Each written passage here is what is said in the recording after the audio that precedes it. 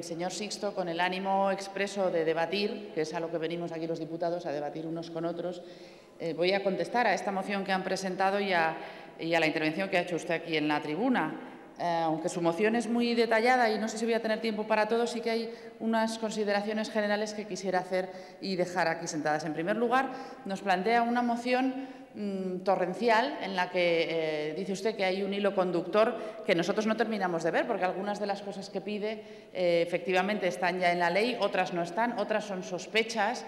En fin, resulta difícil encontrar algo que vincule todos esos asuntos.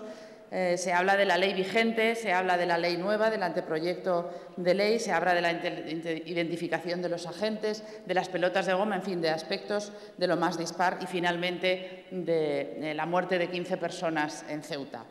Y yo no he podido evitar tener la impresión, cuando he leído su moción y cuando he leído la interpelación entre usted y el ministro de la semana pasada, de percibir que hay una pretensión de crear una construcción retórica en torno a la seguridad ciudadana en la que poco menos que quien no conozca España, leyendo su moción y leyendo su interpelación, parecería que estamos en un Estado policial y que ustedes vienen a defender que se garanticen los derechos y las libertades que, de hecho, están garantizados porque, afortunadamente, vivimos en un Estado de Derecho.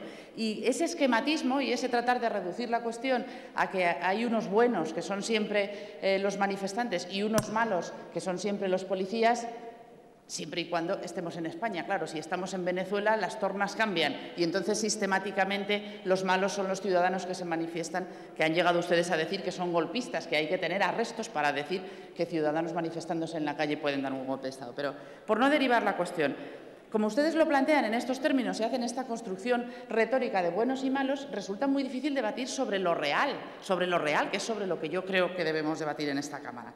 Entonces, voy a intentar ceñirme a los puntos de su moción y a ser lo más escueta posible. Piden que se retire la Ley de Seguridad Ciudadana. Estamos de acuerdo, ya se ha debatido en esta Cámara, por cierto, con otra iniciativa de otro grupo parlamentario y ya lo dijimos. Los argumentos que dio el ministro la semana pasada para defenderla son para echarse a temblar, porque dijo que querían cambiar la ley para aumentar las garantías. Y lo que hemos aprendido es que cuando el PP dice que quiere aumentar las garantías, lo que va a hacer es restringirlas y reducirlas. Del mismo modo que cuando dice que quiere ampliar la jurisdicción universal, lo que hace es liquidarla. Del mismo modo, decía el ministro, es que la sociedad ha cambiado mucho en estos 20 años y necesitamos nueva legislación. Pues bien, si algo ha demostrado la crisis es que esta legislación, la legislación vigente sobre seguridad ciudadana, ha resistido el embate de la crisis, cosa que no se puede decir, por ejemplo, de la legislación sobre corrupción o de la legislación hipotecaria, por citar dos ejemplos.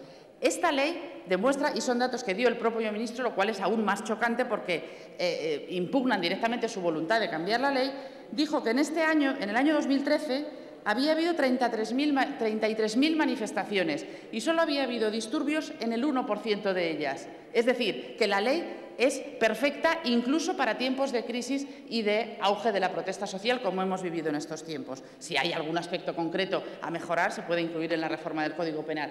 Pero esta enmienda a la totalidad de la ley actual que hace el Gobierno nos parece interesada y preocupante.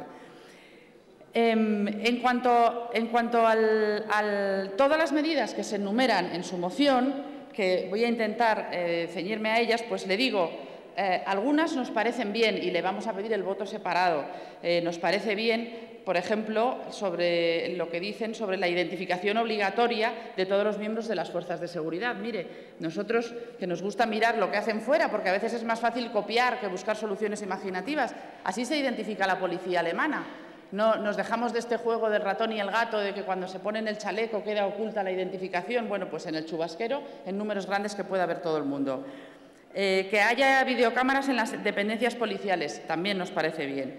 Que se posibilite la grabación de todas las actuaciones policiales en la calle, también nos parece bien. Aunque no puedo dejar de señalar que sea para vigilar o para, digamos, para tener registro de lo que hacen los manifestantes, quedará registro de lo que hagan los manifestantes y los policías. Si esto lo hubiera dicho el ministro del Interior, ustedes dirían que era para controlar a los ciudadanos y hablarían de Orwell y del Gran Hermano, porque ustedes hacen este tipo de construcción retórica. Esto es a lo que me refería antes. Sí. Y, por último, hablan de la prohibición del uso de pelotas de goma, puesto que es una recomendación de la Comisión Europea y puesto que solo Portugal y España siguen utilizándolas en represión antidisturbios, también nos parece bien. Último punto, el de Ceuta. Nos parece traído por los pelos y nos parece, francamente, que tira usted por elevación con demasiada facilidad. Lo que ha ocurrido en la playa de Ceuta es un crimen. Han muerto 15 personas y todos nos interesaríamos mucho más, incluyendo los medios de comunicación, si fueran alemanes o si fueran franceses, o sea, si fueran blancos. Eso es lo terrible y eso es lo que yo creo que nos debe hacer reflexionar sobre sociedad. A nosotros nos parece que lo que ha ocurrido es un crimen que se debe investigar para que haya una versión oficial coherente y no 7 versiones oficiales que son las que tenemos hasta ahora. Y nos parece que las cámaras que grabaron lo que allí ocurrió, ese material grabado debe ser de acceso, al menos, de los diputados que se dedican a estas labores en el Congreso. Y que después de esa investigación hay que depurar las responsabilidades políticas oportunas, pero no somos partidarios de sentenciar antes de juzgar, es decir, de tirar por elevación y con un brochazo gordo pedir la dimisión del ministro del Interior. En este último punto nos vamos a abstener o lo vamos a votar en contra. Hemos hecho una enmienda que clarificara cómo creemos nosotros que debería ser ese procedimiento de investigación y depuración de responsabilidades, que si usted no la acepta, como parece que no va a hacer, sí le pido la votación separada de los puntos 1, 5, 6, 7, 8, 9 y 11. Y si lo permite, pues votaremos los puntos a favor y lo demás no. Muchas gracias, presidente.